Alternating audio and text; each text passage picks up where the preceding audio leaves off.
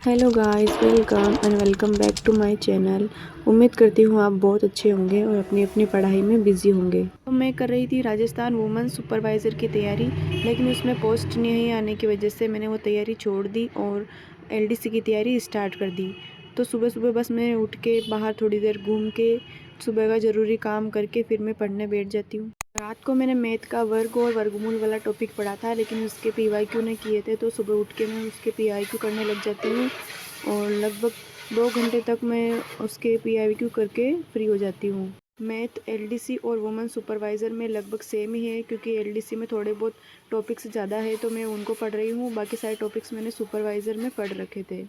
Math में एक sir अपनी पढ़ाई वाले सर से पढ़ रही हूँ और अभी उन्होंने बुक भी निकाली है ब्रह्मास्त्र गणित की, तो बस वो बुक ले आई मैं और उससे पढ़ के फिर मैं पीवाईक्यू कर लेती हूँ। पीवाईक्यू या तो मैं यूट्यूब से देख के कर लेती हूँ या अभी कोई अच्छी बुक सजेस्ट करो आप, तो मैं ले आऊँगी।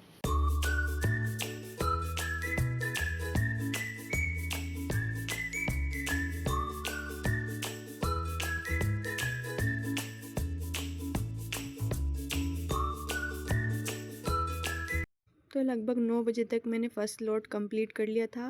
उसके बाद में मैंने सुबह के जो ज़रूरी काम होते हैं, साफ़ सफाई, झाड़ू पोछा, वो सारे कर लिए थे और उसके बाद में मैं नहा धो के यहाँ पे मैं फ़ेस वॉश करने आ गई थी। नहाने के बाद मेरी फ़ेस वॉश करने की आदत है। फिर उसके बाद मैंने बनाया आज की टू डू लिस्ट। उसमें मेरे को 4 सब्जेक्ट के एक-एक टॉपिक पूरे करने थे। उसके बाद में मैं शिवानी मैम की क्लास लेने लग गई, जो कि यूट्यूब पे फ्री कंटेंट करा रही है।